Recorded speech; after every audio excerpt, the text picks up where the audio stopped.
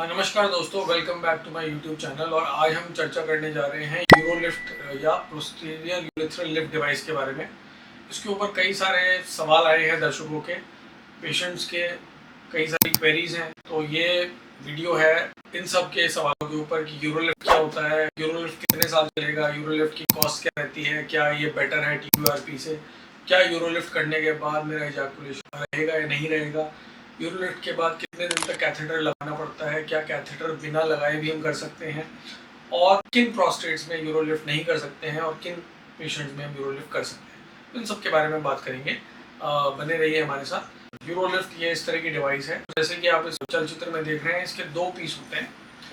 एक इसके अंदर स्टील का यूरेथ्रल प्लेट होता है और एक इसके अंदर टाइटेनियम की क्लिप होती है जो हमारे प्रोस्टेट कैप्सूल पे चली जाती है। इस एनिमेशन वीडियो में जो चल रहा है, ये दिखाया जाता है कि हम यूरिन के रास्ते से इस डिवाइस को हम अंदर लेके जाते हैं और जो बढ़ा हुआ प्रोस्टेट है जो यूरिन के रास्ते में आपकी रुकावट कर रहा है, उसको हम स्टेपल करके, उसको पिन करके हम रास्ते से हटा देते हैं। तो एक ऐसी डिवाइस है जिसमें कि हम प्रोस्टेट को कट नहीं कर रहे हैं, जला नहीं रहे हैं, उसको निकाल नहीं रहे हैं।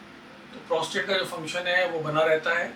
और जो प्रोस्टेट बढ़ने के कारण हमारा यूरिन फ्लो में, पेशाब के रास्ते में जो हमारी रुकावट आ गई, उस रुकावट को मात्र ये डिवाइस दूर करती है। तो इसीलिए जो यूरोलिफ्ट है वो एक ऐसी डिवाइस है जो कि मिनिमली इन्वेजिव है। मात्र 4 से 5 मिनट में आपके प्रोस्टेट की ऑब्स्ट्रक्शन है उसको हम रिलीव कर सकते हैं।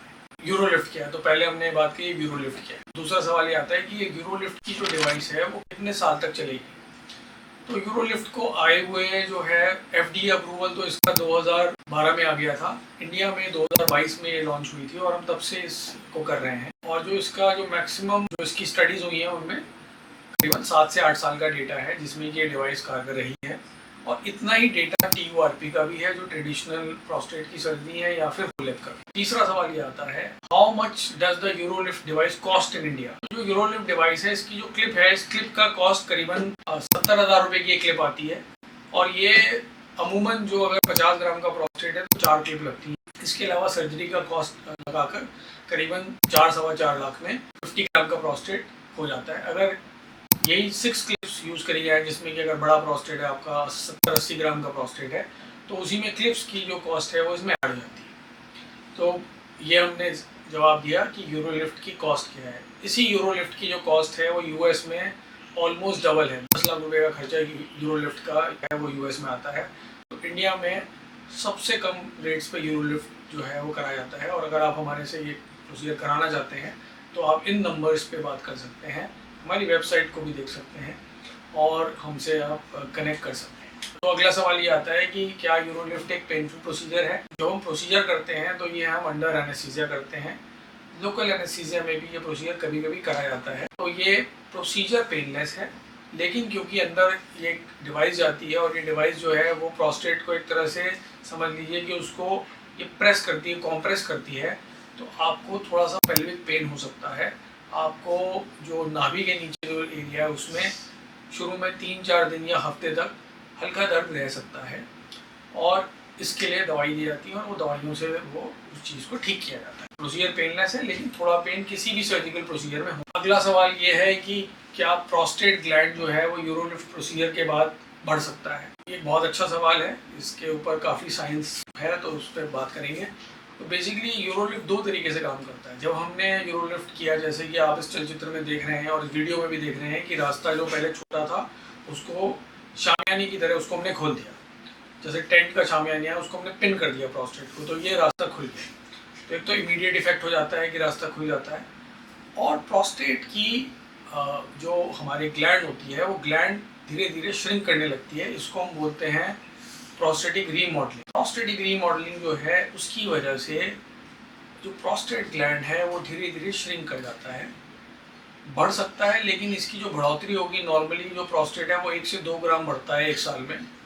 तो आफ्टर यूरोलिफ्ट ये ग्रोथ काफ़ी कम हो जाती है। ऐसा नहीं है कि प्रोस्टेट रीग्रो कर सकता है, हो सकता है 6-7 साल बाद ये दोबारा आपको प्रोसीजर कराना। अगला सवाल ये आया कि क्या यूरोलिफ्ट की जो अंदर तागा होता है, इसके अंदर बेसिकली एक हमारे को अभी हमने एक पेशेंट किया जिनकी की उम्र 80 साल थी, तो उन्होंने ये सवाल किया कि ऐसा तो नहीं है कि जो डोरी है इसके बीच की जिसको कि हम पेट सूचर कहते हैं, जैसा कि आप इस चलचित्र में देख रहे हैं। तो ये ढीला तो नहीं पड़ जाएगा, ये कट तो नहीं जाएगा, टूट तो नहीं जाएगा।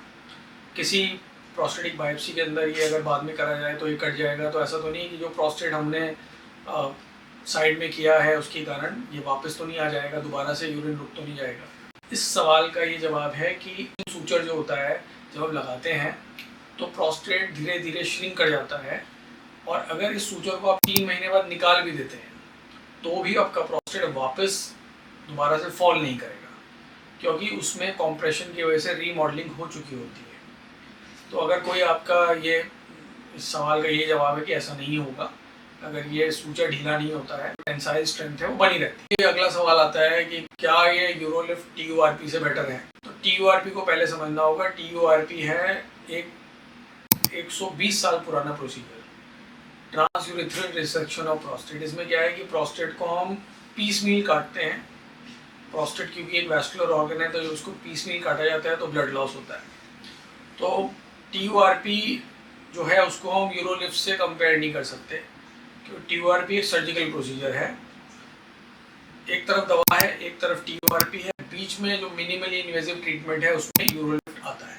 यूरोलिफ्ट उन पेशेंट्स में बेटर ऑप्शन है जिनमें कि जो सेक्सुअली एक्टिव हैं या फिर जो दवाई नहीं लेना चाहते हैं, या जिनको दवाइयों के कारण से साइड इफेक्ट हो रहा है, उनके इरेक्शंस कम हो रहे हैं, उनका जो सीमन है वो बैक जा रहा है। तो ऐसे केसेस में यूरोलिफ्ट जो है वो बहुत कारगर सर्जरी है कंपेयर फ्रॉम TURP। एक सवाल और है कि यूरोलिफ्ट की क्या इसकी नेगेटिव चीज़ है। आप सब पढ़ाई कर रहे हैं तो नेगेटिव क्या है यूरोलिफ्ट का? तो यूरोलिफ्ट का एक नेगेटिव ये है कि इंडिया क्योंकि एक बहुत प्राइस कॉन्शियस कंट्री है तो ये एक एक्सपेंसिव ट्रीटमेंट है, तो ये इसका नेगेटिव है। लेकिन एक्सपेंसिव होने के बावजूद भी ये US और UK से आधे रेट्स पर जो है इंडिया में अवेलेबल है। और इसलिए आई थिंक आपको क्वालिटी ऑफ लाइफ देखना है रादर देन एक्सपेंसिव। लोग बहुत ज़्यादा खर्चा करते हैं, दवाइयों का खर्चा भी जो है वो रोज़ाना का होता है। 60-70 साल की उम्र के बाद लोग अधिकतर काफ़ी सारी दवाइयाँ लेते हैं। तो दवाइयाँ जो हैं अगर आपको छोड़नी है और आपको लगता है कि हमें TURP से डर लग रहा है या ब्लीडिंग से डर लग रहा है, तो ऐसे केसेस में यूरोलिफ्ट एक कारगर ऑप्शन है। अब एक सवाल यह है कि यूरोलिफ्ट की जो इम्प्लांट है ये क्या रिमूव किया जा सकता है? तो अगर आपका यूरोलिफ्ट 5-6 साल हो गए हैं, उसके बाद अगर आपको दोबारा भी यूरोलिफ्ट किया जा सकता है। यूरोलिफ्ट इम्प्लांट को रिमूव करने के लिए हमें इन्यूक्लेशन ऑफ द प्रोस्टेट करना पड़ता है, जिसको होलर कहते हैं, जिसमें कि पूरे के पूरे इम्प्लांट को निकाला जाता है। और ये प्रक्रिया हम उन पेशेंट्स में करते हैं जिनमें कि जो है यूरोलिफ्ट काम नहीं कर रहा है। तो ऐसे 1-2 पेशेंट्स हमने मिडिल ईस्ट से करे जहाँ पे वहाँ पे यूरोलिफ्ट किया गया और उनको फिर हमने यहाँ पे उनके इम्प्लांट्स को निकाला गया। तो यस, यूरोलिफ्ट के इम्प्लांट को निकाला जा सकता है। एक सवाल ये भी आया कि क्या यूरोलिफ्ट का इम्प्लांट MRI कंपैटिबल है? अगर मैंने इम्प्लांट लगाया तो क्या मैं किसी एयरपोर्ट पे स्कैनर में तो ये डिटेक्ट नहीं हो जाएगा, क्योंकि ये टाइटेनियम और स्टील का इम्प्लांट है। तो इसके ऊपर स्टडीज़ हुई हैं और ये MR कंपैटिबल है, और ये किसी भी एयरपोर्ट में स्कैनर्स होते हैं या फिर कहीं पे भी स्कैनर अगर लगाए तो उसमें ये अनडिटेक्टेबल होता है।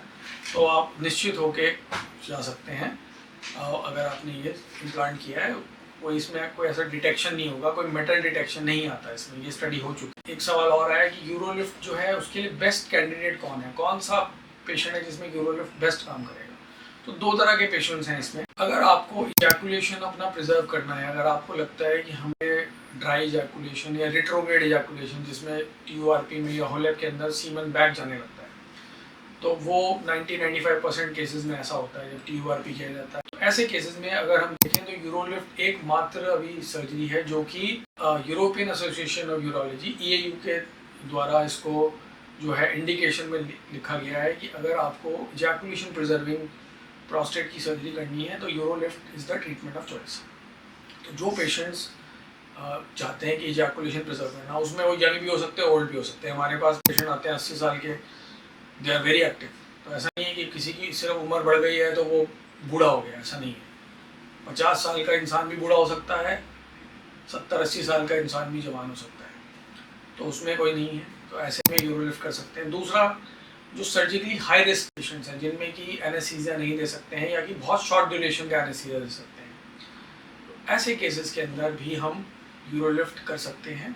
और क्योंकि इस प्रोसीजर में मात्र जो है हमें 5 से 10 मिनट लगते हैं, तो एनेस्थीसिया टाइम शॉर्ट हो जाता है, ऑपरेशन का टाइम शॉर्ट हो जाता है, इसलिए रिकवरी बड़ी क्विक हो जाती है।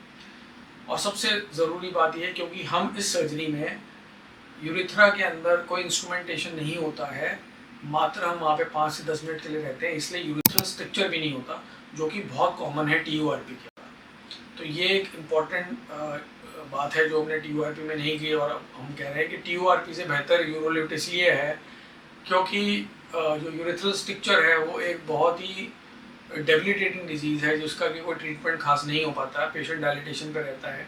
तो TURP के बाद जो यूरेथ्रल स्ट्रक्चर होते हैं, ऐसे स्ट्रक्चर्स यूरोलिफ्ट के बाद नहीं देखे गए हैं। तो ये एक इसमें काफ़ी अच्छा इंडिकेशन है पेशेंट्स में। हमको लगता है कि यूरेथ्रल एंड में मैं यही कहूँगा कि यूरोलिफ्ट इज़ अवेलेबल इन इंडिया। इसका प्राइस भी हमने आपको बता दिया है। आप अपनी सर्जरी करा सकते हैं, हमारा सेंटर रिकॉग्नाइज्ड है यूरोलिफ्ट करने के लिए नॉर्थ इंडिया में। एंड कोई और भी सवाल और कमेंट्स अगर आपके होते हैं तो आप हमें इसमें भेज सकते हैं। मुझे लगता है कि अगर आपके कोई ऐसे दोस्त हैं या आपके परिवार में जिनको प्रोस्टेट की समस्या है तो आप ये उनसे शेयर कर सकते हैं और हमसे बात कर सकते हैं। धन्यवाद, आपका दिन शुभ हो।